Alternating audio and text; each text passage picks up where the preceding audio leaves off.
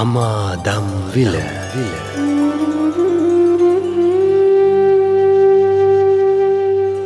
මහමෙවුනාවේ පින්වත් ස්වාමින් වහන්සේලා විසින් පවත්වන ධර්ම දේශනාව. නමස්කාර වේවා බුදුරුවනට සැමදා බුදු හිමි සරණ යමි.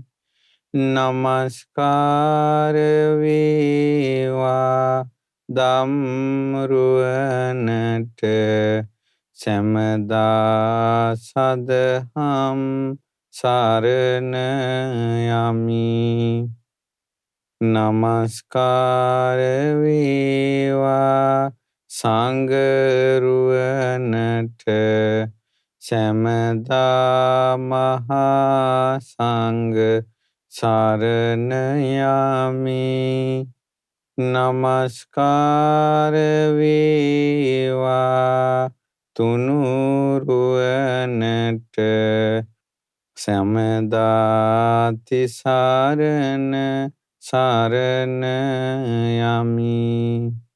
සාදු සාදු සාදු. අපගේ පරම පූජනීය ගුරු දේවෝත්තම කල්යාණ මිත්‍ර පින්වත් ලොකු ස්වාමීන් වහන්සේට නමස්කාර වේවා. සාදු සාදු සාදු.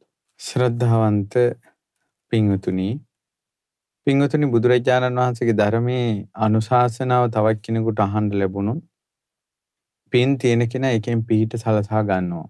බුදුරජාණන් වහන්සේ ඉදිරියේ සහම්පති බ්‍රහ්මරාජයත් කියා හිටියා. භාග්‍යතුන් වහන්සේත් මේ දේශනාව වදාලා අස්සවනස්ස ධම්මස්ස පරිහායන්ති. පින් තියෙන කෙනෙක්, හැදින්න පුළුවන් කෙනෙක් වුණත් ධර්මය අහන්න නොලැබුණොත් පිරිහිලා යනවා. භවිස්සන්ති ධම්මස්ස අඤ්ඤාතාරෝ. ධර්මය අහන්න ලැබුණොත් අවබෝධ කරනවා, වැටහෙනවා. ඇත්තටම කෙනෙකුට සංසාරයේ පින් තියෙනවද කියලා උරගා බලන්න තියෙන ක්‍රමයක් තමයි බුදුරජාණන් වහන්සේගේ ශ්‍රී සද්ධර්මයේ ශ්‍රවණය කිරීම. ඒ ධර්මයේ ශ්‍රවණය කරනකොට තමා තුළ ඊට සුදුසු කාරණා තියෙනවා නම් අනිවාර්යෙන් ඒ ධර්මයේ ප්‍රතිඵලය උපදිනවා. ඉතින් ඒ නිසා පින්වතුනි, මේ ලෝකේ කවුරු හරි කොතනක හරි කෙනෙකුට යහපතක් සිද්ධ වෙවි බුදුරජාණන් වහන්සේගේ මේ දහම් අවවාද අනුශාසනා අහන්න ලැබුණොත්. අද ඉතින් ඒ වගේ ඉතාමත් ලස්සන සූත්‍ර දේශනාවක් අපි ඉගෙන ගන්නේ. මේ දේශනාව මම හිතනවා කවුරුත් අහලා ඇති. නමුත් කාලෙන් කාලයට සිහිපත් කරගත යුතු කාරණා. මේ දේශනාවේ නම හින සූත්‍රය. ණය ගැනීම ගැන වදාළ දෙසුම. මේ කාලේ බුදුරජාණන් වහන්සේ වැඩ සිටියේ සවැත් නුවර දෙව්රම් වෙහෙරේ. බුදුරජාණන් වහන්සේ වදාලා, පින්වත් මහණෙනි, යම් හේකින් දුප්පත් මිනිසෙක් ඉන්නවා, ධනෙ නැති දිලිඳු මිනිසෙක් ඉන්නවා. මේ ධනෙ නැති දිලිඳු මිනිසයා ණයක් ගන්නවා නම්, ලෝකේ කංසැප අනුභව කරන කෙනෙකුට ණය ගැනීම කියන එක දුකක්ද සැපක්ද? දැන් මෙයා දිලිඳුයි. ඒ දිලිඳුකමට නැතිකමට මෙයා ණයට ගන්නවා. එතකොට හොඳට කාලා බීලා ඉන්න ලෝකේ හොඳට කාලා බීලා ඉන්නත් ආසා, ඇඳලා පැළඳලා ඉන්න ලෝකේ හොඳට ඇඳලා පැළඳලා ඉන්නත් ආසා, යාන වාහන වලින් ගමන් බිමන් යන ලෝකේ Tamanටත් යාන වාහන ගන්නට ආසා, හොඳ ගෙවල් දොරවල් වල වාසය කරන්න ආසා, පංචකාමයේ මනාව භුක්ති විඳින්න ආශාව තියෙන කෙනෙක් ඉන්නවා. එයා හැබැයි ඉපදිලා ඉන්නේ දුප්පත් වෙලා. එයාට මොකවත් නැහැ.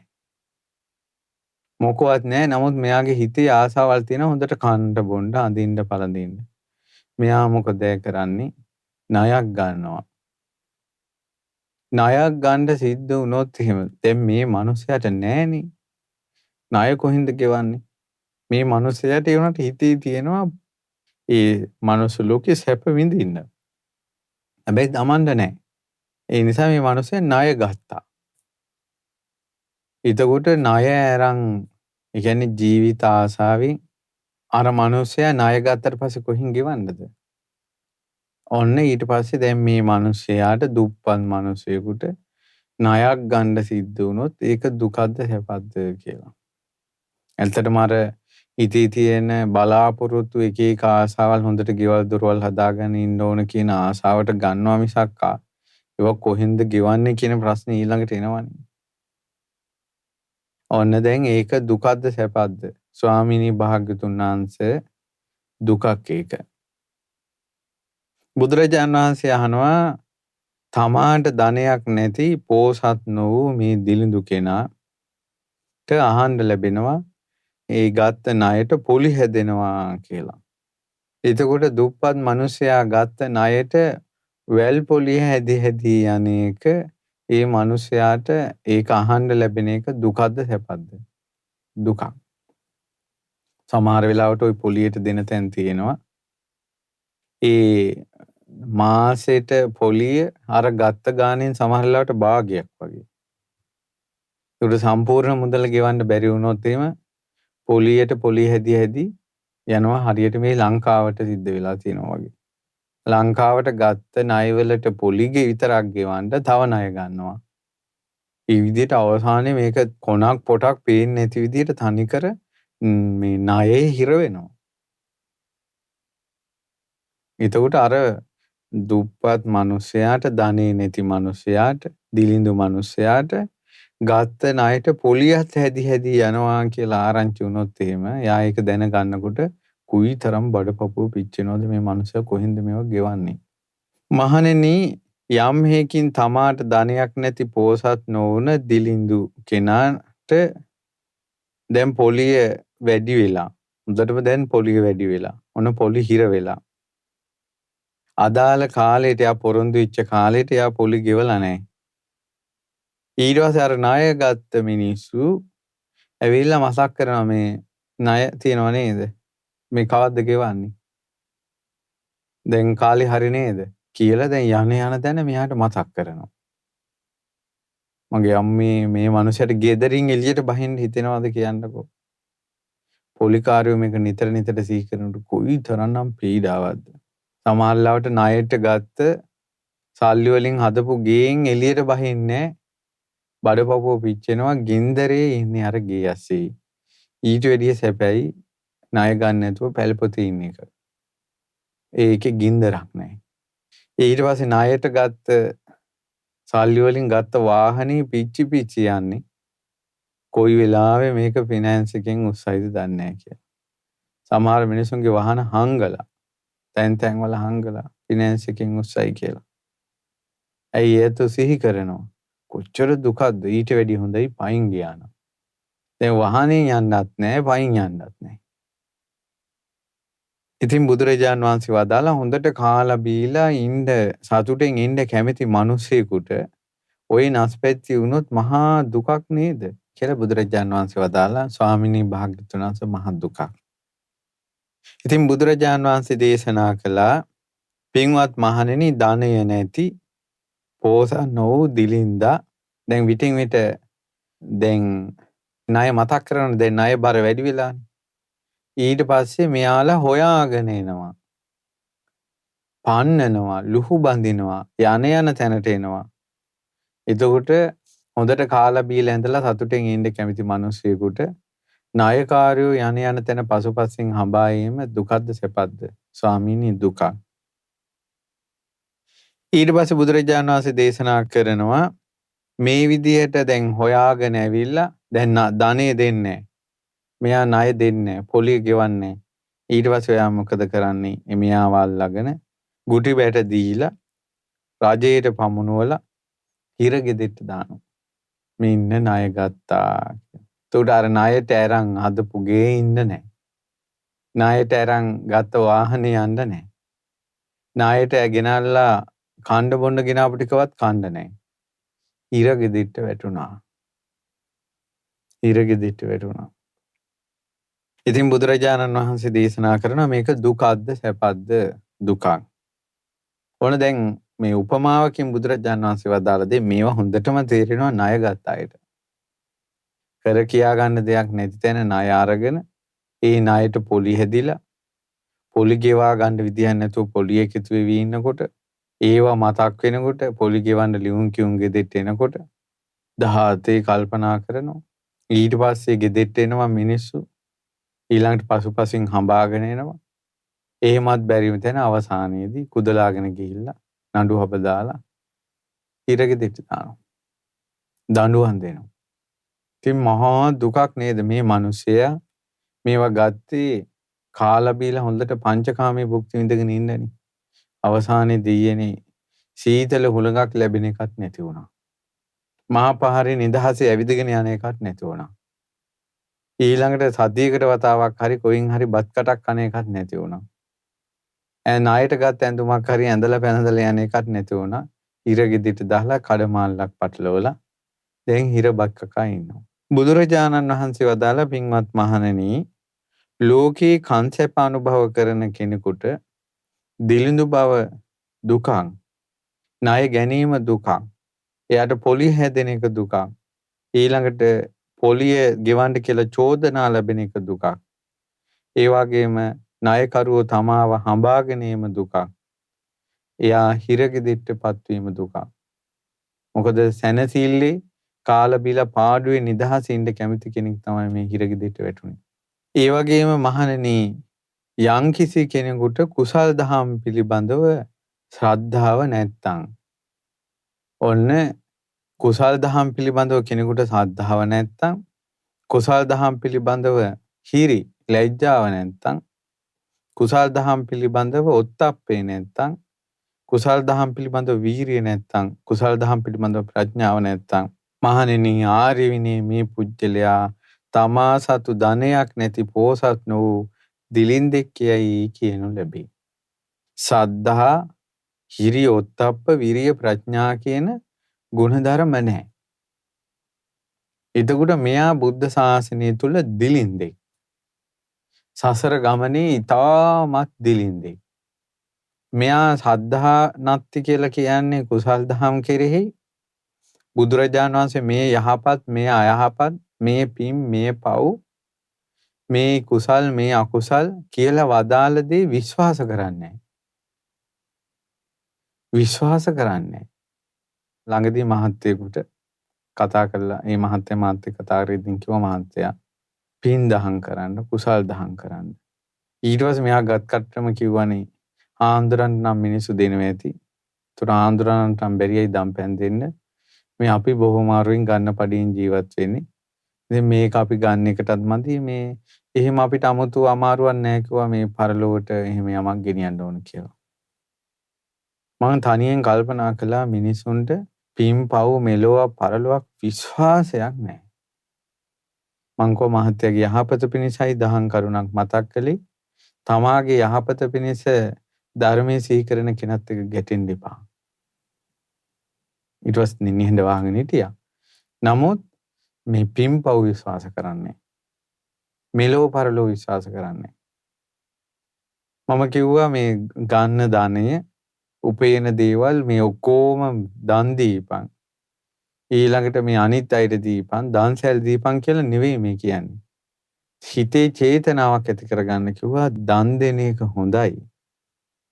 අපිට පරලොවට ඉතුරුව පිණිස පවතින්නේ මේකයි. අපි කරන පින් පව් සංසාරේ අපිත් එක්ක යනවා. මේ ජීවිතේ අවුරුදු 50ට අපි කොහොම හරි ගැට ගහගෙන ගියාට මරණේ තිරෙන් එහා ලොකු ලෝකයක් තියෙනවා.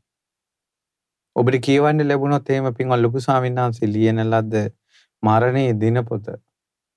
ඒකේ අතිශයින් ඒ වාගේ පොත් වහන්සේ නමක් ওই විදිහට මරණය ගැන විග්‍රහ කරපු එහෙම පොත් වහන්සේ නමක් කියවන්න ලැබෙන්නේ නැහැ. ඉතින් ඒ පොත් වහන්සේගේ තියෙනවා මරණයෙන් එහා. මරණේ තිරෙන් මෙහා අපිට පේනවා. මරණයෙන් එහා. ළඟදිමුත් මම මලගෙදර පාන්සකූලයකට ළඟදින් වැඩියා. ඉතින් මේ මිනිස්සු මාත් එක්ක කියනවා අනේ ඉතින් ওই මිනිස්සු ඉන්න කාලේ ගොඩාක් දුක් විඳ විඳ හිටියේ හඳුරන්නේ. මැරිච් එක ඉතින් මේ මිනිස්සයාට සැනසෙල්ලක් නේද කියලා හෙව්වා. ඉතින් ඒ ඔක්කොම තිරේ මෙහානේ කතා කරන්නේ. එයා මැරිලා යන්නේ නිරේ නම්. එයාගේ නිරේ ගමන ඉක්මන් වුණානේ. එයා මැරිලා යන්නේ තිරිසන් ලෝකේ නම්. එයාගේ ගමන ඉක්මන් වුණානේ. එයා මැරිලා යන්නේ പ്രേත ලෝකයක නම්. එයාගේ ගමන ඉක්මන් වුණානේ. අහෝ ඒ සත්වයා එක දවසක් හරි මනුස්ස ලෝකේ ජීවත් වුණා නම් කොච්චර හොඳද? නමුත් මේ කිසිම දෙයක් ගැන බුදුරජාණන් වහන්සේ වදාළ ධර්මයේ ගැන හිතේ විශ්වාසය නැහැ. මම ඒකයි අර මහත්තයාට කිව්වේ මහත්තයා දන් දෙනවා මං තියෙනවා දෙන්න කියලා නෙමෙයි මේ කියන්නේ. දන් දෙන එක හොඳයි කියන සිතුවිල්ල ඇති කරගන්න.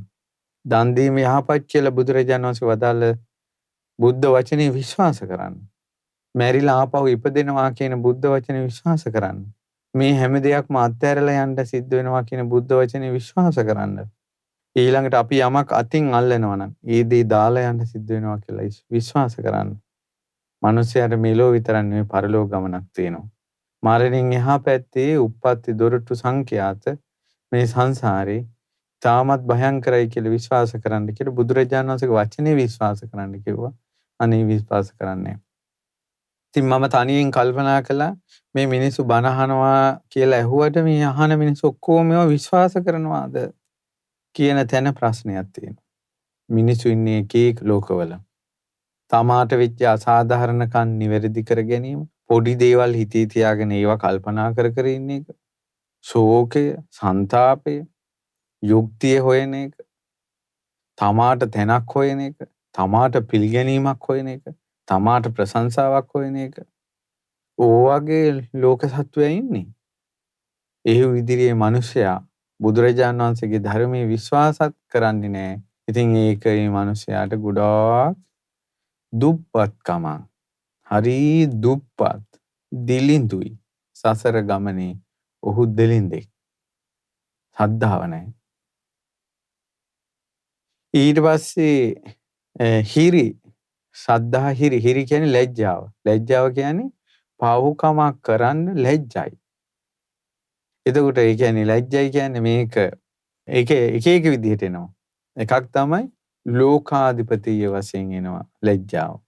ඒ කියන්නේ මම මේ කරන දේ ලෝකයා දැනගත්තොත් මොකක් වෙයිද කියලා ලැජ්ජා හිතෙනවා. මේක අනිත් අය දැනගත්තොත් මොකක් වෙයිද ලැජ්ජාව. ඊළඟට මං වාගේ කෙනෙක් මිනිසෙක් විදිහට ඉපදිලා මං කොහොමද මේක කරන්නේ?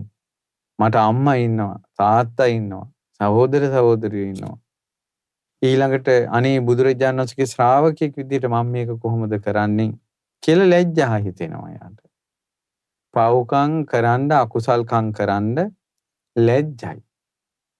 ඉස්සර අපේ මහ බෝධිසත්වෝ පිරුම් පුරන සංසාරේ තවත් කෙනෙක්ගෙන් යමක් ඉල්ලන්නටත් පුදුම ලැජ්ජාවක් ඇති වෙ ඉඳලා තියෙනවා. අවුරුදු 12ක් රජතුමාගේ රාජමාලිගාවේ දන් වළඳන තාපසතුමා තමන්ගේ යටිපතුල් රෙදෙන එකට රජතුමාගෙන් පාවහන් සංගලක් ඉල්ලන්නේ නැතුව අවුරුදු 12ක් ඉඳලා තියෙනවා. හැමදාම ඉල්ලන්න හිතෙනවා. ලැජ්ජා හිතෙනවා ඉල්ලන්න. අවුරුදු 12ක් ඉල්ලලා නැහැ. එතකොට ඊළඟට තමයි දැන් සමහර මිනිස්සු මැරෙනවා මේ සත්තුන්ව මඳු අටවලා. ඒ මඳු වලටම තමනුත් අහු වෙලා මැරෙනවා. එතකොට මේ කොච්චර ලැජ්ජාවක්ද බලන්න. හොරකමේ ගිහිල්ලා එනකොට මැරෙනවා. කොච්චර ලැජ්ජාවක්ද කියලා බලන්න. ඊට පස්සේ සල්ලාලකම් වලට ගිහිල්ලා එනකොට මැරෙනවා. කොච්චර ලැජ්ජාවක්ද කියලා බලන්න. දැන් කොල්ල කුරුට්ටු මේ තරුණ ළමා සමාජයේ ඊට පස්සේ මොකද කරන්නේ? දැන් මේ ෆෝන් ඔබ ඉන්නවා. ඉතින් ඔයාලා හිතන්න ওই ෆෝන් එක ඔබ ඉඳින් ওই වෙලාවේ පපු හිර වෙලා මැරුණා නම් අර ෆෝන් එකේ තමන් බලපු දේවල් ඩිලීට් කරගන්නත් බැරි වුණා නම් ඒ මරණ සහතිකයේ සහිතව මැරෙන්නේ. මරණ සහතිකයේ ෆොටෝ මේ ෆෝන් එකේ තියාගෙන මැරෙන්නේ. කොච්චර ලැජ්ජාවක්ද? ඊට පස්සේ බොරුවක් කියනවා. බොරුවෙන් මැරෙනවා. බීලා එන ගමන් මැරෙනවා. වස ලැජ්ජාව. ඉන්න සමාජයටත් ලැජ්ජාව. අනේ මම මේ අකුසලයේ කරද්දී මේ පාපේ කරද්දී මම මැරුණොත් එහෙම මැරිලත් ලැජ්ජාවක් නෙව කියලා හැම වෙලාවෙම හිතට ඊළඟට ඔන්න දැන් අකුසල් සිතිවිලි අකුසල් කතා අකුසල් ක්‍රියා බෝධියක් ළඟ හිතෙනවා. අනේ මේ බෝධින් වහන්සේ ළඟ මේක හොඳ නෑ හරි නෑනේ. චෛත්‍යයන් වහන්සේ ළඟ හරි නෑනේ. පන්සලෙදී මේක හරි නෑනේ. කියලා ලැජ්ජාව උපද්දව ගන්න. අම්මා තාත්තා ඉන්නවා හරි නෑනේ. ඊට පස්සේ මේ මගේ ස්වාමියා මට ඉන්නවා. හරි නෑනේ. ඒතර බැඳපු කෙනා තමන්ගේ හිත නොමග යනකොට හිතනවා මම බැඳලා ඉන්නේ මට හරි නෑ. ඊට පස්සේ දරුවෝ ඉන්න කෙනා හිතනවා අනේ මට දරුවොත් ඉන්නවා. හරි නෑ මේක. කියලා හිතට ලැජ්ජාවක් උපද්දා ගන්නවා පාපයට. පාපයට ලැජ්ජාවක් ඇති වෙන්නේ නැත්නම් ඒකට කියනවා හිරිය නෑ, ලැජ්ජාව නෑ, දුප්පත්. දුප්පත් දැන්. හරි දිලිඳුයි. මේ සසර ගමනේ හෝ ඇය. ඊට පස්සේ සද්ධා, හිරි, ඔත්තප්ප කියන්නේ බය. බය කියන්නේ පාපී විපාකයට බය උපදිනවා. අම්මෝ මම මේක කළොත් කොහේ යයිද? මැරිලා ඒකට දැන් මෙයාට මේ ලැජ්ජා බයට අනුග්‍රහ කරනවා අර පළවෙනි මේ පළවෙනි කාරණාවෙන්. ඒ තමයි ශ්‍රද්ධාවෙන්. ඒ ශ්‍රද්ධා එයා බුදුරජාණන් වහන්සේගේ වචනේ විශ්වාස කරලා තියෙනවානේ. මැරිලා නිරේ යන හැටි, තිරිසන් ලෝක යන හැටි, പ്രേත ලෝක යන හැටි. දැන් පින්වතුනි අපි තවත් කෙනෙකුට අතපය දික් කරගෙන කතා කළොත් මේ පාපේ එනවනේ. තමා කරා. මේ අංගුත්තර නිකායේ මේ දේශනාව අංගුත්තර නිකායේ 4 වෙනි පොත් වංශකේ තියෙන්නේ මේට සූත්‍ර කීපයකට එහා පැත්තෙන් තියෙනවා මච්ච කියලා සූත්‍රය. ඒ සූත්‍ර දේශනාවේ බුදුරජාණන් වහන්සේ දේශනා කරනවා මේ ඔය ප්‍රාණඝාතය කරන මාළු මරණ, කුකුල්ලු මරණ, ඌරෝ මරණ, හරක් මරණ මේ ප්‍රාණඝාතය කරන කෙනාට ඒ මුල් කරගෙන සැනසille කාලා බීලා යාන වාහනයක යන්න බෑ කියනවා. ඒකට හේතුව තමයි කියනවා මෙයා සත්තු මරන්න දැන් ඊළඟට ප්‍රාණඝාතය කරන්න එයා හොයනවනේ. ඒ සත්තු දිහා බලන්නේ වදක සිතින්. ඒ සත්තු දිහා බලන වදක සිතින් බලන නිසා ඒ මනුස්සයාට ඒ මුල් කරගෙන සැපක් විඳින්න බෑ කියනවා. දැන් ඇත්තටම මාළු මරණ මිනිස්යන්ගිනුත් සැපසී ජීවත් වෙනවා නම් අතරමැදියෙක් මිසක්කා දැල දාන මිනිහා නෙමෙයි. හරක් මරණ මිනිස්යාගිනුත් සැපසී විඳින්නේ ඒකේ කම්පැනි අයිතිකාරයා මිසක්කා අර හරකට මේ පොරවෙන් ගහන එක නෙමෙයි. බුදුරජාණන් වහන්සේ දේශනා කරනවා වදක සිතෙන් බැලීම. පින්වත් මහණෙනි, තිරිසංගත සත්වෙක් දිහා වදක සිතින් බලලා ඒ මුල් කරගෙන සැපසේ කාලා බීලා ඇඳලා යාන වාහනයක සැපසේ යන්න බෑ කියලා එකක් තියෙනවා නම් මිනිසෙක් දිහා වදක සිතින් බැලුවොත් කොහොම විපාකයක් එයිද කියලා. يعني මේක මැරෙනවා නම් හොඳයි. ඊළඟ මුම් පෙති ගහන්න නැත්තම් හොඳයි. ඔය මිනිස්සු කතා වෙනවා. මුන් ඉවරයක් කරන්න ඕන. අනේ මුන් නැති වෙන්නේ නෑනේ කියලා මිනිස්සයා දිහා වදක සිතින් බලනවා කියනවා. ඔය ළමයි ගේම් ගහද්දි ඒ ගේම් එක තුල ළමයාගේ මනස වැඩ කරනවානේ. උට එයා යුද්ධයක් කරනවා. ආක්‍රමණයක් කරනවා. එතකොට අර ඉන්න එයාට අර කාටුන් විදිහට ඒ අය කාටුන් කියන සංඥාව නෙවෙයි තියෙන්නේ. එයා සතුරා කියන සංඥාවනේ.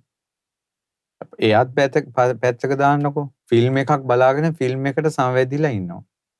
එතකොට ඒකේ අනිවාර්යෙන් තමන් එක පැත්තක් ගන්නවා. නළුවගේ පැත්ත ගන්නවා. හොඳ නළුවගේ පැත්ත ගන්නවා තමන්. දැන් මේ ජීවිතේ අපි සාධාරණ වුණත් අසාධාරණ වුණත් චිත්‍රපටි අපි ගන්නේ හොඳ පැත්ත. අරන් අපිට සතුරා මැරෙනකල් පුදුම ඉස්පාසුවක් නැතුව ඉන්නේ. බැරි වෙලාවත් අර හොඳ නළුවා ගුටි කාලා වැටුනොත් එහෙම මෙයා එන්න අප්සෙට් දැන් බලන එක්කෙනා. ඊට පස්සේ අර වැටිච්ච නළුවට පණ එනවා. ඒකට අර බලන එක්කෙනත් පුටුවේ කෙලින් වෙලා ඊට පස්සේ අර මැරිච්ච කුණ වගේ නැගිට අර මේ නළුවා සතුරාට එකක් ගහනකොට මෙහින් පුදුම සතුටුයි. චිත්‍රපටිය තුලින් නාට්‍ය තුලින් මිනිසයා ගැන වදක චේතනාව එනවා. වදක චේතනාව එනවා. මොකද චේතනාවයි කර්මය. ඒක චිත්‍රපටියක්ද නාට්‍යයක්ද කාටුන් එකක්ද කියලා කතාවක් නෑ. බුදුරජාණන් වහන්සේ දේශනා කළා සතෙක් ගැන වදක සිතින් බැලීමෙන් සැපසේ කාලා බීලා යාන වාහනයකවත් යන්න බැරි නම් බුදු ඇසින් දකින්නේ නැහැ කියනවා. අතීත අනාගත වර්තමානයේවත් වදක සිතින් තිරිසනෙක් දිහා බලලා තිරිසන් සත්වයෝ ඝාතනය කළා ඒ මුල් කරගෙන සැනසille බත් කටක් කන්න බෑ කියනවා. එහෙව් එකේ මිනිස්සයා ගැන වදක සිතින් බැලීම ගැන කවර කතාවද කියලා අහනවා. ඒ නිසා මිනිස්සු කෙරෙහි ද්වේෂ වුණොත් ආගම් වශයෙන් බෙදිලා, පක්ෂ වශයෙන් බෙදිලා, ඊළඟට ಜಾති වශයෙන් බෙදිලා, දෘෂ්ටි වශයෙන් බෙදිලා, ප්‍රදේශ වශයෙන් බෙදිලා, කුල වශයෙන් බෙදිලා, මිනිසයාට හානි කරන්න සිතුවිලි පහල කරනකොට ඒ මිනිස්සු බොහෝ පව් රැස් කර ගන්නවා. ඒවා Tamanට සංසාරේ භුක්ති විඳින්න වෙනවා පින්වතුනි. Taman කරන දේ Tamanට එනවා. එලිපිට හෝ රහසේ හෝ ඔහු මෙකල කරන කර්මය සැඟවී ගියත් කාලය විසින් එක්ක අමතක වෙලා ගියත් ආපහු උප්පත්ති කර ලබනකොට ඇහෙන් කරපු කර්මය ඇහත් එක්ක මුහු වෙලා ඔහුගේ ඇහැ හට ගන්නවා. කනෙන් කරපු කර්මය කනත් එක්ක මුහු වෙලා හට ගන්නවා. නාසය, දිව, කය ඔහු කයෙන් කරපු දේවල් ඇඟත් එක්ක මුහු වෙලා ඊළඟ ජීවිතේ රූපේ හට ගන්නවා. මේ ආයතන හය පුරාණ කර්මයක් කියලා බුදුරජාණන් වහන්සේ වදාළා. ඉතින් බලන්න මේවා ගැන. ඉතින් තමන් කරන දේ තමන්ට එනවා. අම්මට තාත්තට අතපය දික් කළොත්, රැව්වොත්, ගුරුවරුන්ට අගෞරව කළොත්, චෛත්‍යයට බෝධියට අගෞරව කළොත්, ඒ කර්මය තමන්ට එනවා. පසුගිය කාලේ අපි පිරිස සමාදන් කෙරෙව්ව තුනුරුවන් කමං කරගන්න කියලා. හරියට දැන් ළමයි ඇවිල්ලා කතා කරලා කියනවා. ස්වාමීන් වහන්සේ හිතේ මේ දේවල් තිබ්බා තිරුවන් කමං කරගත්තට පස්සේ ඒක හරි ගියා කියලා. ඒ කියන්නේ සමහර එක ළමයෙක් ඉඳලා තිනවා අම්මා තාත්තා පේන්න බෑ තරහ යනවා. තිරුවන් කමා කරගත්ත ගමන් ඒක හරි ගිහිල්ලා. ඒකට අර නොසන්සිඳුන ද්වේෂ සහගත සිතකින්ම ඉඳ කර්මේ සකස් වුණා තුනුරුවන්ට වෙච්ච වැරද්දකි. සමා කරගත්ත ගමන් හරි ගියා. ඒ වගේ තමන් කරන දේ තමන්ට එනවා. තමන් මේ දවස් මේ ජීවිතේ ස්වාමියාට වංචාවෙන්, බිරිඳට වංචාවෙන් යනවා නම් අනාගතේ සංසාරේ නැති වෙන්න කර්මය සකස් වෙනවා. සංසාරේ ආදරයක් නැති වෙන්න. අඩුව ප්‍රාණඝාතයක් කරනවා නම් අඩුව වයසින් මැරෙන්න කර්මය සකස් වෙනවා. ද්වේෂයෙන් හිටිය ගමන් විරූපී වෙලා ඉපදෙන්න කර්මය සකස් වෙනවා. හොරකම් කළොත් දුප්පත් වෙලා උපදින්න කර්මය සකස් වෙනවා. යමක් අනුන්ගෙන් අපි හොරෙන් ගන්නවද සසරේ ඒම Tamanට නොලැබී යනවා. තවත් කෙනෙක්ගේ සැපතකට Taman ඉරිසියා කරනවද සංසාරේ ඒම Tamanට නොලැබී යනවා. ඉතින් මේක ඒවා කල්පනා කරනකොට පාපයට බය උපදිනවනේ. අනිතක නිරේ වැටුණොත් සුළුපටුද? තිරිසන් ලෝකේ වැටුණොත් සුළුපටුද? දැන් නම් අපිව බේරගන්න පොලිසියෙන් ඉන්නවා. සමාජ මාධ්‍යයේ ඉන්නවා. නෑදෑයෝ ඉන්නවා. නිරේ වැටුණොත් තිරිසන් ලෝකේ වැටුණොත් പ്രേත ලෝකේ වැටුණොත් තමා වෙනුවෙන් කවුද ඉදිරිපත් වෙන්නේ? පොලිසියෙන් ඉන්නවද? සමාජ මාධ්‍ය තියෙනවද? තමා වෙනුවෙන් කතා කරන්න කට්ටිය ඉන්නවද? පත්තරවල දාන්න කට්ටිය ඉන්නවද? උසාවියට යන්න කට්ටිය ඉන්නවද? එක එක ගවයා ගව ගාලේ මරන්න ගිනිනකොට අනිත් ගවයෝ බලාගෙන ඉන්නවා. ඔවුන්ට කළ හැකි දෙයක් නෑ. මාළුවන් දැලට අසු වෙනකොට ඒ ජලයේ ඉන්න අනිත් මාළුවෝ ටික ඈතට පීනල යනවා. ඔවුනුත් දවසක අහු වෙනවා. තවත් කෙනෙක් වෙනුවෙන් තවත් කෙනෙක් නඩු කියන්න යුක්තිය සාධාරණ කතා කරන්න කෙනෙක් නැහැ. මේ අවුරුදු 50 60ට දඟලෙවිල බලන්න සාධාරණයක් ඉෂ්ට කරගන්න. යුක්තිය ඉෂ්ට කරගන්න. අර වාගේ හතර පායකට වැටුණ ගමන් කවුදව බලන්න. අනිතක යුක්තිය ඉෂ්ට කරගෙන සාධාරණ ඉෂ්ට කරගෙන අපි කල්පයක් ඉන්නද මේ? එදිනෙදා දෛනික වශයෙන් කටයුතු කරලා මෙලොවක් පරලොවක් විශ්වාස කරලා ඉන්න ඕන. පරලොව නම් බය බොහොමයි. පාපයට බය ඇති කරගන්නවා. ඉතින් ඒ නිසා මේක මෙයාට නෑ. පව් වලට බය නෑ මෙයා. ඉස්සර අම්මලා තාත්තලා ඉන්න තැන චිත්‍රපටයක් බලන්න ළමයි ලැජ්ජයි. අර ඒකේ කොල්ලෝ කෙල්ලෝ පෙන් හබ දොඩනකොට දැන් පොඩි වෙනුවේ අම්මලයි ආච්චිලයි සීයලයි ඔක්කොම එකට බලනවා ලැජ්ජ නැහැ. කිසි දෙයක් නැහැ. ඉස්සර පන්සලකට ගිහිල්ලා බණක් ඇහුවත් ආච්චිලා කකුල දික් කර ගන්නවා නම් උන්දලා යටිපතුලත් වැහෙන්න සුදු අර උන්දලාගේ පාත්කඩියක් වගේ එකක් තියෙනවා ඒක දා ගන්නවා. දුර ඉඳලා යටහත් පහත්ව කතා කරනවා. දැන් ඉස්කෝලවල නාට්‍යවල අව කැපෙන වචනේ සහිතව මේ විහිළු කතා යනවා. ගුරුවරු ළමයි දෙමව්පියෝ ඔක්කොම එකට අහනවා. ඉතින් ලැජ්ජා බයක් කියලා එකක් තියෙනවද ලෝකේ? කොච්චර දුප්පත්ද? සද්ධා, හිරිය, උත්තප්ප, වීරිය නෑ. ඒ වීරිය නෑ කියන්නේ මෙහෙමයි. වෙලාවකට මේක හොඳ නෑ කියලාත් හිතෙනවා. නැගී හිටින්න බෑ. ඒකටම යට වෙනවා. වීරිය නැහැ.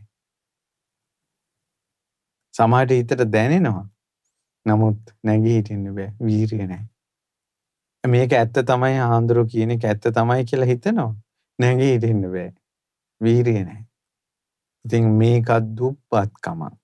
ඊට පස්සේ සද්ධා, හිරියොත්ප්ප, විරිය, ප්‍රඥා. ප්‍රඥාව කියන්නේ මේ කුසල්, මේ අකුසල්, මේ යහපත් දේ, මේ අයහපත් දේ, මේ හොඳයි, මේ නරකයි, මේ සේවනය කළ යුතුයි, මේ සේවනය නොකළ යුතුයි කියලා Tamanටම දකින්න පුළුවන්කම, තේරුම් ගන්න පුළුවන්කම ප්‍රඥාවට අයිති. ඉතින් ඒවා තෝරා බේරා ගන්න කුසල අකුසල්, යහපත අයහපත, හොඳ නරක, ධර්මය අධර්මය තෝරා බේරා කර ගන්නට පුළුවන් ප්‍රඥාවක් කෙනෙකුට නැත්තම් gediya පිටින් ගිලින එක නම් ජීවිතේ තියෙන්නේ. මේ එතනින් එහාට මේ මිනිස්සු දුප්පත්. මම මේ ළඟදි දවසක ඊටමත් පිටිහැර ගමක පාන්සකුලයකට වැඩියා. හරි පිටිහැර. නගරෙත් එක්ක සම්බන්ධයක් නැහැ. ඊට පස්සේ දැන් මම පාන්සකුල ඉවර වෙලා දැන් ඔන්න මිනිහ සෝනට ගෙනියනවා. දැන් සෝනටත් මමත් සෝනට ගිහිල්ලා. ඉතින් මම දැන් ඉන්නකොට දැන් වයසක සීයලා දෙන්නේ කතාව. ඒ වයසක සීයලා දෙන්නගෙන් කතාව එක්කෙනෙක් කියනවා මේ රට නම් ගොඩ ගන්න බෑ. අනිත් මිනිහයා කියනවා ඒ මොකද බං? අර වයසක මිනිහයා කියනවා ඩොලර් නෑනේ. මං කල්පනා කරා මේ මිනිහයා ජීවිතේට ඩොලර් කියන නෝට්ටු කොලයක් දැකලවත් තියෙනවද? එතකොට මේ රේඩියෝ එකෙන් ටීවී එකෙන් ගම්මානවල මිනිස්යන්ගේ හිතවල වපුරන දේවල්. එතකොට දැන් ඒක හරිද වැරදිද කියන එක නෙවෙයි මම මේ කියන්නේ. අපේ මිනිස්යාගේ ස්වභාවයක් තියෙනවා gediya පිටින් ගිලිනවා. ඒ හොඳට තෝරලා බේරලා වින් කරලා ඒ වගේම අහන දකින ලෝකෙ ඉදිරියේ තමන් මොනවද කරන්න ඕනන්නේ? දැන් සාමාන්‍යයෙන් මල ගෙදරකට උනත් පින්වතුනි අපිට යා යුත්තේ මරණාධාර සමිතිය නිසා නෙවෙයි. ඊළඟට දැන් මටම ඇහිලා තියෙන අම්මෝ ඔය මල ගෙදර යන්න ඕන. නැත්නම් ගියේ නැත්නම් ඉවරයි ඕවා පස්සේ කාලේ කේස් වෙනවා. ඉතින් මේ අර තව කවුරු හරි උඹ මරණයට ආවේ නෑ නේද කියයි කියලා. මල ගෙදරකට ගිහිල්ලා අර මිනිහ දිහා බල්ලා කවදා හරි දවසක මමත් මැරෙනවානේ කියලා දේවදූතෙක් බලන්න නේද යන්නේ. දේවදූතෙක් බලන්න යන්න සමිතියක් ඕනේද? තමනුත් මැරෙනවා කියලා හිතන්න.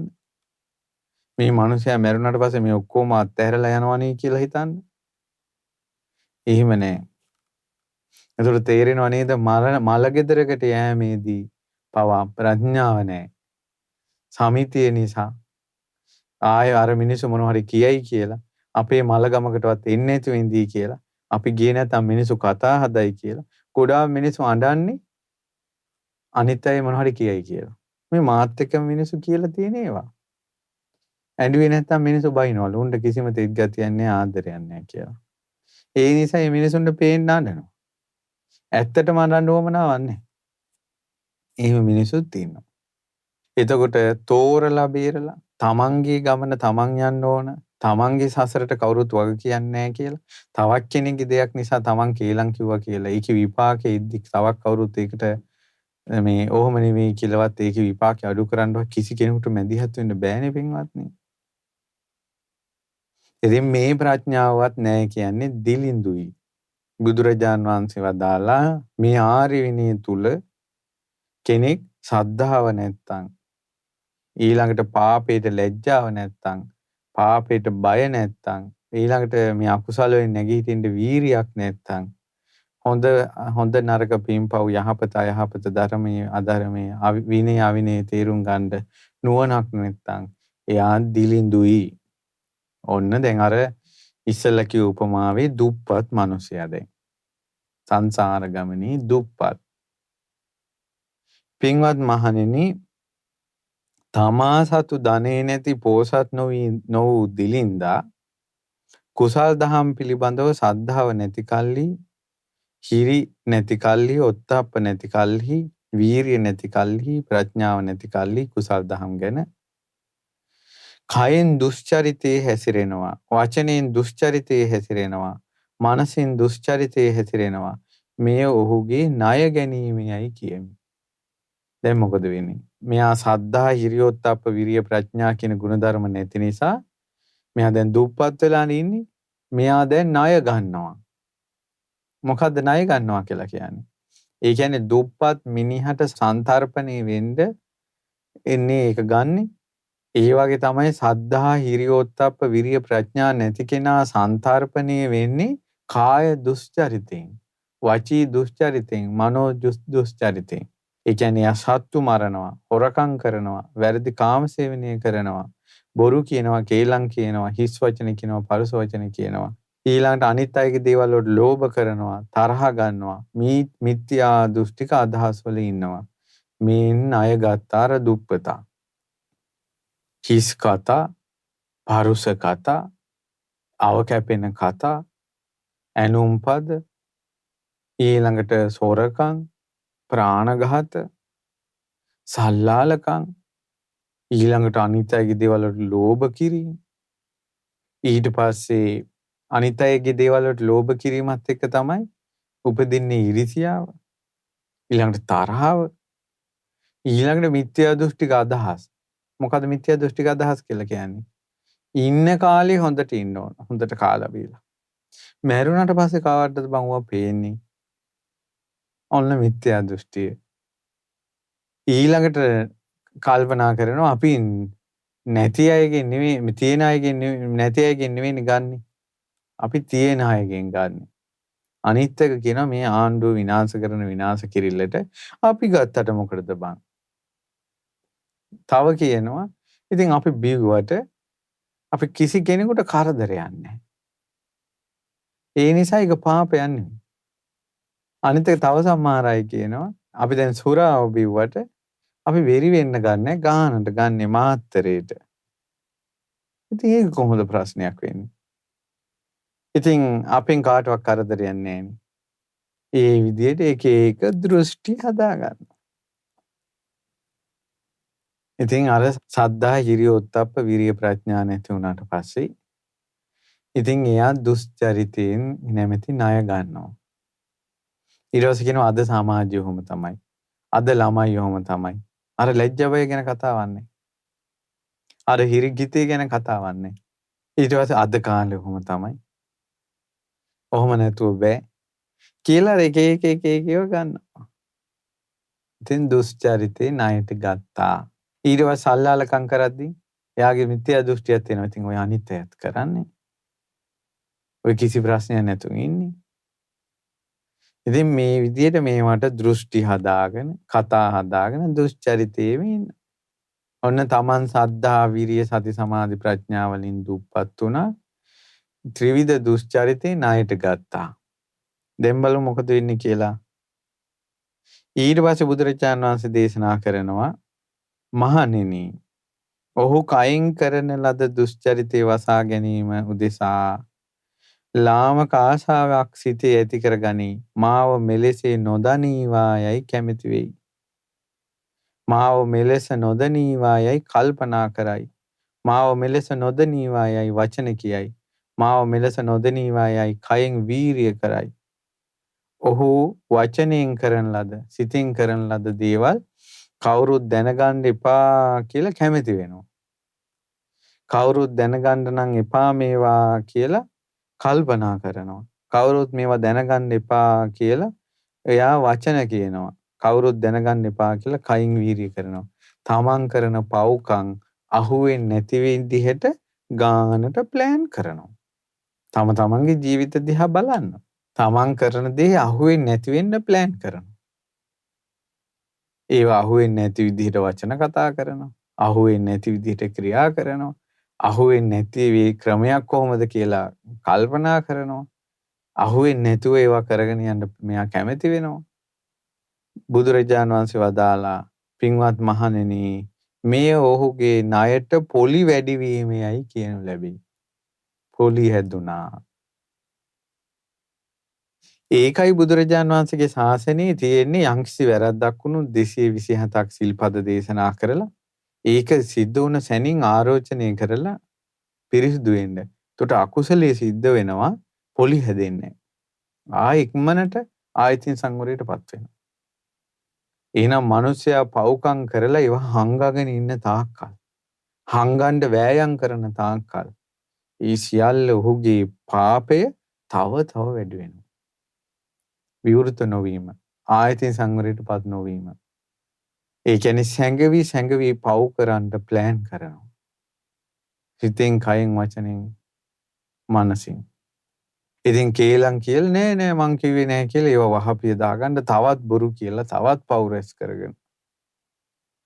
කොච්චරනම් හැංගි මේවා කරනවද? පොලි හැදෙනවද? අන්න ඕක නිසානේ බන්දුල මල්ලිකාටත් හානිය වුනේ. බන්දුල මල්ලිකා ගොඩක් පින් තිබ්බ කෙනෙක්. නමුත් මෙයාගේ අතින් වරදක් වුණා. මෙයාගේ අතින් යම් කාමයේ සම්බන්ධයෙන් දුස්චරිතයක් වුණා. ඒතර මේක රජ්ජුරෝ දැනගෙන ප්‍රශ්න කළා. ප්‍රශ්න කරද්දී මෙයා වැහුවා. එයා ඒකට එක උපක්‍රම කළා ඒ වැරද්ද වහගන්න. අනේ අර බන්දුල මල්ලිකාගේ පාපේට පොලි හැදුනා. එයා ඒ හිතපු කියපු කරපු හැම දෙයකින්ම පොලි හැදුනා. ඒතර ගත්ත ණයට වැඩිය පොලි හැදුනා. ඊට පස්සේ අවසානයේදී එයාගේ ඉස්සරහට මහා ණයකාරයෙක් ණය ඉල්ලගෙන ආවා වගේ ඒ අකුසලයේ මතක් වුණා. කය බිඳිලා දවස් 7ක් දුගතිය උපන්නා. එතකොට දැන් මෙයා බුදුරජාණන් වහන්සේ වදාලා තමන් කරපු පව්කම් කරන පව්කම් වසා ගන්න, හංග ගන්න ක්‍රියා කරනවා, හිතනවා, පතනවා, කල්පනා කරනවා, වීර්ය කරනවා. ඉතින් මෙහෙම ඉන්නකොට අනිත් නුවණැති සුපේසල සබ්‍රහ්මචාරින් වහන්සේලා සිහි කරනවා ආයුෂ්මත් මේ මෙබඳු දේ කළා නේද, මෙහෙම කළා නේද කියලා. දැන් කාට හරි ඉව වැටිලා ඔය ආය අතර කල්පනාව තියෙන අයට ඉව වැටිලා මෙහෙම කළා තියෙනවනේ, මෙහෙමලුනේ, ඔහොම හිටියට මෙහෙමනේ කියලා එයාගේ අර එයා අංග ගන්න දැඟලුවාට කාගේ හරි කොහොම හරි ලීක් වෙලා මේක එයාට අනිත් අය චෝදනා කරනවා. එහෙම චෝදනා කරනකොට බුදුරජාණන් වහන්සේ වදාලා අර පොලි වැඩි වෙච්ච කෙනාට දැන් උඹට පොලි වැඩි. දැන් මේ ණය හරි තව ගෙවන්න කාලේ හරි තව කල් ගන්න එපා කියලා ණයකාරයාට අර මිනිස්සු කියන්නේ. කියනකොට මෙයා තව පිච්චෙනවනේ. අන්න ඒ වගේ චෝදනා කිරීම වගේ තමයි කියනවා. දුෂ්චරිතය කියන එකට අනිත් අයගෙන් අවවාද ලැබෙන එක උඹ මේක කළා නේද කියලා. සාමාන්‍යයෙන් අපි බණහන පිරිසක් අතර වුණත් යම් දුෂ්චරිතයක් ගැන කතා කරලා මේ පාපේ ආදීනව මේකයි කියනකොට සමහරට ඒ පාපේ වෙච්ච කෙනා ඉන්නවනම් කොච්චර සතුටෙන් බණහගෙන හිටියත් මොන එහෙම ඇකිලෙනවා. ඒ වෙලාවට. ඒ තමයි නායකාරයාට චෝදනා ලැබුණා වගේ ඉක්මනට ගෙවපම් මේක කියලා. ඊට පස්සේ බුදුරජාණන් වහන්සේ වදාලා අරණ්‍යයකට ගියේ හෝ රුක්සෙවණකට ගියේ හෝ ශුන්‍යාගාරයකට ගියේ හෝ විපිලසර සහගත පාපී අකුසල විතරකේ ඔහු වෙලා ගනිති. මේ ඔහු පසුපස ලුහු බැඳීමේයි කියනු ලැබේ. නායකාරයා ඇවිල්ලා නායකාරයෝ පන්නනවනේ. යන්නේ අපි කියමු ෆිනෑන්ස් වලින් උස්සන්න හදන වාහනයක් කියලා. ඒක කොච්චර පරිසම් කරගන්න ඕනේද? ආන්න ඒ වගේ මෙයා තනියෙන් ඉන්නකොට හුදකලාවේ ඉන්නකොට තමන් කරපු පව්කම් මතක් වෙනවා. මගේ අතින් මෙහෙම වුණා, මෙහෙම වුණා, මෙහෙම වුණා කියලා. ඒකේ යට චෝදනා කිරීම. මේ ලුහු බැඳීම. ඒ කියන්නේ තමන්ම කරපු පාපේ තමන් පිටිපස්සෙම ලුහු බඳිනවා. ඔබ මෙහෙම කළා කියලා. ඇත්තටම පින්වතුනි මේ හිත කියන එක කොච්චර චපල, මේ හිත කියන එක තමාගේ වසඟේ පවත්තන්න බැරි විපරිණාමයට පත්වෙන හිතක්ද කියලා කියනවා නම් මේ හිතම කියලා හිතම පොළඹවාලානේ අකුසලී කරන්නේ. නමුත් පස්සේ චෝදනා කරන්නේත් හිතමනේ. උඹ මෙහෙම කළා මෙහෙම කළා. දැන් උඹ අපායේයි. උඹ දැන් මෙහෙම වෙයි කියලා අපිට වද දෙන්නේ අර හිතමයි. අරක කරපන් කිව්වෙත් හිතමයි. ඉතින් බුදුරජාණන් වහන්සේ දේශනා කළා ඔන්න තමා සතු ධනයක් නැති පෝසත් නොවේ දිලිඳු තැනැත්තා කයෙන් දුසරිතේ වචනේ දුසරිතේ මනසේ දුසරිතේ හැසිරිලා කය බිඳලා මරණින් මත්තේ නිරේ ඉපදෙනවා. අර කරපු පාප කර්මයට. ඊට පස්සේ නිරේ ඉපදුනාට පස්සේ බුදුරජාන් වහන්සේ වදාලා ආන්න එක්ක තිරිසන් ලෝකෙ උපදිනවා. මේ හරියට අර ණයගත් මිනිසයාට ණය ගෙවා ගන්න බැරුව දෙකක් ඇනලා හිරේට දැම්මා වගේ එකක්. අනේ පව් ඒ මිනිස්සයා හොඳට කාලා බිල ඉන්නම් කියලා අර ණය ගත්තේ. අවසාන හිරේට වැටුනේ. අර දුෂ්චරිතේ කර කර රංගමණ්ඩලේ නටන්න උත්සාහ කළේ මනුස්ස ලෝකේ. අවසානයේ නිරේ යනවා තිරිසන් ලෝක යනවා. උන් හදපු ගෙවල් මෙහි වෙන අය පරිභෝග කරනවා. මේ මිනිස්සු ගත්ත වාහනවල වෙන අය යනවා. ඒ මිනිස්සු ගත්ත භවභෝගවල වෙන අය භුක්ති විඳිනවා. ඒ මිනිස්සුන්ගේ රෙදිපිලි ආභරණ රන් රිදී මුතුමැණික් වස්තුව වෙන අය පරිභෝග කරනවා. අර මිනිසයා නිරේ එක්කෝ තිරිසන් ලෝකේ. ඇත්තටම මිනිසෙක් ණය බරින් හිර වෙලා දැම්මට පස්සේ හිරේට. ඉතින් එයාගේ අනිත් සම්පත්තිය පිටින් අය පරිභෝග කරනවානේ. දැක්කද? මේ මිනිස්සු ත්‍රිවිධ දුෂ්චරිතය කර කර ගෙවල් දොරවල් හදනවා, යාන වාහන ගන්නවා, වතු පිටි ගන්නවා, ඊළඟට ධනය හම්බ කරනවා. නමුත් මැරුණාට පස්සේ මේ මිනිස්සයා නිරේ එක්කෝ තිරිසනෙක් වෙලා අනිත් අය පරිභෝග කරනවානේ. ඉතින් ඕකනේ හැමතැනම තියෙන්නේ. ඉතින් බුදුරජාණන් වහන්සේ වදාලා පින්වත් මහණෙනි අනුත්තර වූ යෝගක්ඛේමේ නම් වූ නිවන් අවබෝධය පිණිස මේසා දරුණු මේසා කටුක මේසා අන්තරාය කර වූ අන්‍ය වූ එකඳ දෙයක්වත් මම නොදනිමි. එනම් මේ නිරය බන්ධනය හෝ තිරිසන් යෝනි බන්ධනයයි. නිරයට බැඳුනට පස්සේ තිරිසන් ලෝකයට බැඳුනට පස්සේ නැත්නම් නිරේ නැමැති බන්ධනාගාරයට වැටුනට පස්සේ තිරිසන් ලෝකේ නැමැති බන්ධනාගාරයට වැටුනට පස්සේ නිවනක් කියන එකක් ගැන නම් කතා කරන්න බෑ. එච්චර නිවනට අනතුරුයි. ඒ කියන්නේ නිරේ උපන් සතා නිරේන් නිරේටම යනවා. තිරිසන් ලෝකේ උපන් සතා තිරිසන් සතුන්ගෙන් තිරිසන් සතුන් අතරටම යනවා. පටන් ගත්තේ කොතනින්ද? දුප්පත් වෙලා. මොකද්ද දුප්පත්කම? සද්ධාව නැහැ. ලැජ්ජාව නැහැ. පව් වලට බය නැහැ. ඊළඟට වීරිය නැහැ. ඊළඟට ප්‍රඥාව නැහැ. කොච්චර දුරක් ගියාද මේ මූලික කාරණා පහ නැති නිසා. නිරේ වැටුණා. ඉතින් පොඩ්ඩක් කල්පනා කරන්න තම තමන්ගේ ජීවිතය ගැන. මං කොහෙද යන්නේ? මං මොනවද කරන්නේ? මං දුප්පත් කෙනෙක්ද? පෝසත් කෙනෙක්ද? මා තුල ශ්‍රද්ධා ධනිය තියෙනවද? හීරි ධනිය තියෙනවද? ඔත්තප්ප ධනිය තියෙනවද? වීරිය ධනිය තියෙනවද? ප්‍රඥා ධනිය තියෙනවද? ඔබගේ හිතේ ශ්‍රද්ධාවක් තිබුණොත් ඔබ මහා පෝසතෙක්. පව් කරන්න ලැජ්ජයි නම් ඔබ මහා පෝසතෙක්. ඔබ විපාකයට බයයි නම් ඔබ මහා පෝසතෙක්. ඊළඟට ඔබට වැරදි අඩුපාඩු අත්හරින්න පුළුවන් නම් ඔබ කරගෙන යන්න ඔබට සිද්ධ වෙන පාපේ වැරද්ද අඩුපාඩුව හදාගන්න එක තමයි වීරිය. ඒ ඔබගේ වැරදි අඩුපාඩුව ඔබ දැන් හදාගත්තා නම් ඔබ දුප්පතෙක් නෙවෙයි. ඔබ පෝසතෙක්. ඔබට ඔබගේ නිවසේම නිදහනයක් පහළ වෙලා. හතරමා නිදහනේ පහළ වෙලා. ඔබට ස්විප් එකක් ඇදිලා. ඔබ ඔබගේ වැරද්ද හදාගත්තා, අඩුපාඩු හදාගත්තා කියන එක. වීරියටයි අයිති. ධනවත් දුප්පත් නැහැ.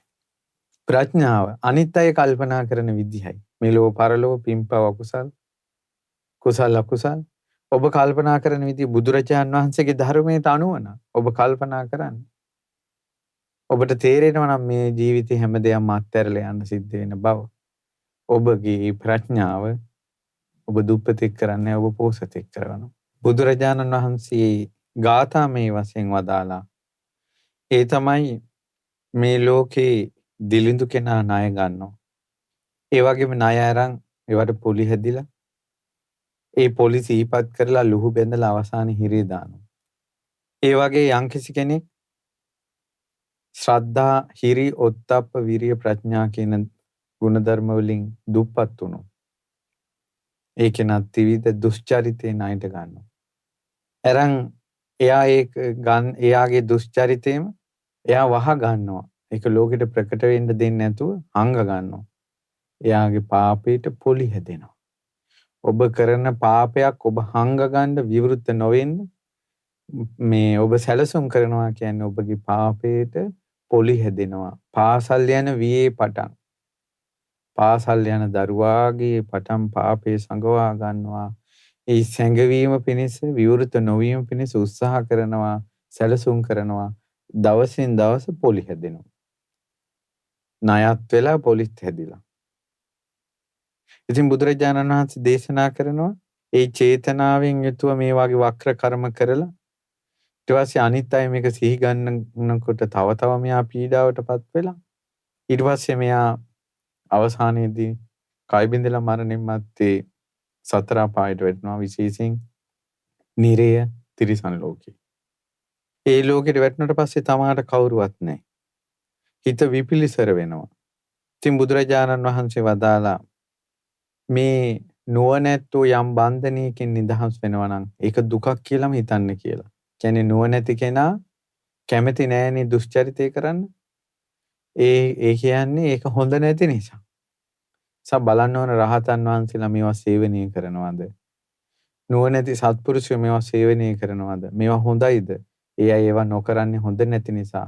අනේ මම මේවා කරන්න හොඳ නෑ කියලා ප්‍රඥාව උපද්දවා ගන්න ඕන. ඉතින් බුදුරජාණන් වහන්සේ දේශනා කළ ගිහිගේ වාසය කරනවා නම් සද්ධාවන්තව, හිරි ඔත්තප්ප වීරිය ප්‍රඥාවෙන් යුක්තව ඉඳලා දන් දෙන්න. දානෙ දීලා ධාර්මික උපයාසපයාගත් භෝගයන්ගෙන් හිත පහදවාගෙන දන් දෙයිද ගිහිගෙහි වසන එබඳු සදහැවතුන්ගේ දෙලෝම ජය ඇත්තේය. ඒ නිසා සද්ධාවන්ත, පව්වලට ලැජ්ජා, පව්වලට බය, වීරියවන්ත නුවණ තියෙන ගිහි ගෙදර වාසය කරන මිනිස්සු දන් දෙනවා නම් ඒ මිනිසුන්ගේ පරලොව නම් ආයෙ බය වෙන්න දෙයක් ඇත්තෙම නැහැ. භික්ෂූන් වහන්සේ නමක් වුණත් සීලයේ පිහිටලා පංච නීවරණ දුරු කරලා ධ්‍යාන උපදවාගෙන මේ කෙලෙස් වලින් නිදහස් වෙනවද? මේ ලෝකේ පරමාර්ථයක් වශයෙන් ඒකාන්තයෙන් සියලු ණයෙන් නිදහස් වුණා කියන්නේ රහතන් වහන්සේට කියෝ. ඒ නිසා රහතන් වහන්සේට කියනවානේ අනන කියලා. ණය නැති කෙනා. ණය නැති කෙනා අනන. ඉතින් ඒ නිසා බුදුරජාණන් වහන්සේගේ ශ්‍රාවකයා ණය දුරු කරපු කෙනෙක්, ණය නැති කෙනෙක්.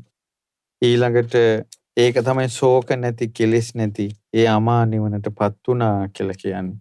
ඒ නිසා බුදුරජාණන් වහන්සේ ගිහි අයටත් මේදී ක්‍රමයක් වදාලා, ඒ වගේම පැවිදි අයටත් ක්‍රමයක් වදාලා, ගිහි අයට වදාළ ක්‍රමය තමයි මේ සීක ධර්මයන්. සද්ධා, හිරි, ඔත්තප්ප, විරිය, ප්‍රඥා කියන මේ සීක ධර්මයන් උපදවාගෙන දන් දෙමින් වාසය කිරීම. පැවිදි අයට වාසය කළා මේ සීක ධර්මයන් උපද්දවාගෙන සීලී පිහිටලා නීවරණ දුරු කරමින් විදර්ශනා ප්‍රඥා උපද්දවාගෙන කෙලිස් වලින් නික්ම යෑම. එතකොට එයා සම්පූර්ණයෙන්ම ණයෙන් නිදහස් වෙනවා. සම්පූර්ණ ණයෙන් නිදහස් වුණා කියන්නේ රහතන් වහන්සේට. ඉතින් ඒ නිසා මේ දේශනාව වදාලේ දුප්පත් නොවීම පිණිස, ණය නොවීම පිණිස, ඊට පස්සේ ණයට පොලි හදා නොගැනීම පිණිස, ණයකාරයෝන්ගෙන් වචන වලින් හිත රිද්දා නොගැනීම පිණිස, ඊළඟට ණයක් හේතුවෙන් හිරේට වැටෙන්නේ නැතිවීම පිණිස. ඒ නිසා අපි කාටත් ඒ උතුම් සද්ධා, විරිය, සද්ධා, හිරි, ඔත්තප්ප, විරිය, ප්‍රඥා කියන ගුණ ධර්මවල පිහිටලා තමන්ගේ යථා ස්වභාවයේ සත්පුරුෂ කල්යාණ මිත්‍රයන්ට ප්‍රකට කරවලා වැරදි අඩුපාඩු හදාගෙන බුද්ධ ශාසනයේ පීඨ පිළිසරණ ලබා ගන්න වාසනාව ලැබීවා කියලා සිත ප්‍රාර්ථනා කරනවා. තිරුවන් සරණයි. නමෝ බුද්ධාය. අමා දම් විල